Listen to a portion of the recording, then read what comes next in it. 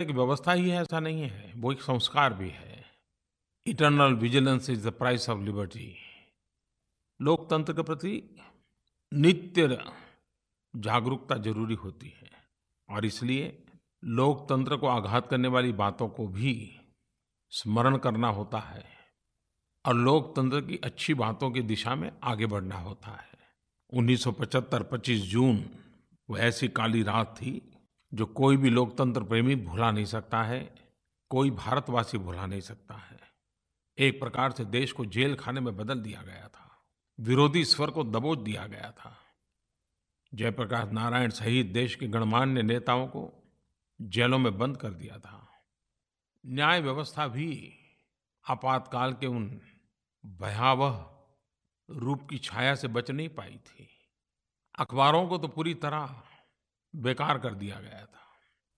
आज के पत्रकारिता जगत के विद्यार्थी, लोकतंत्र में काम करने वाले लोग उन काले कालखंड को बार-बार स्मरण करते हुए लोकतंत्र के प्रति जागरूकता बढ़ाने के निरंतर प्रयास करते रहे हैं और करते भी रहने चाहिए।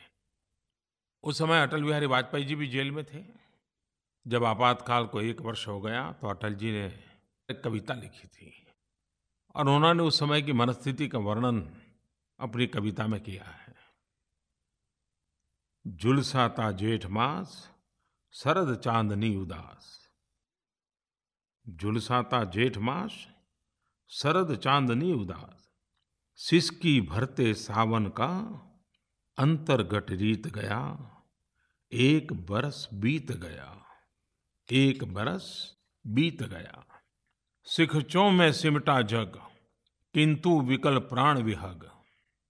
सिखचों में सिमटा जग किंतु विकल प्राण विहग। धरती से अंबर तक, धरती से अंबर तक गूंज मुक्ति गीत गया। एक बरस बीत गया।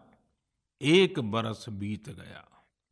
पथ निहारते नयन गिनते दिन पल छिन। पथ निहारते नयन गिनते दिन पल छिन। लौट कभी आएगा, लौट कभी आएगा मन का जो मीत गया। एक बरस बीत गया। लोकतंत्र के प्रेमियों ने बड़ी लड़ाई लड़ी और भारत जैसा देश, इतना बड़ा विशाल देश, जब मौका मिला तो भारत के जन जन के रग रग में लोकतंत्र कैसा व्याप्त है, चुनाव के माध्यम से उस ताकत का प्रदर्शन कर दिया। जन जन के रग रग में फैला हुआ ये लोकतंत्र का भाव, ये हमारी अमर विरासत है। उस विरासत को हमें और सशक्त करना है।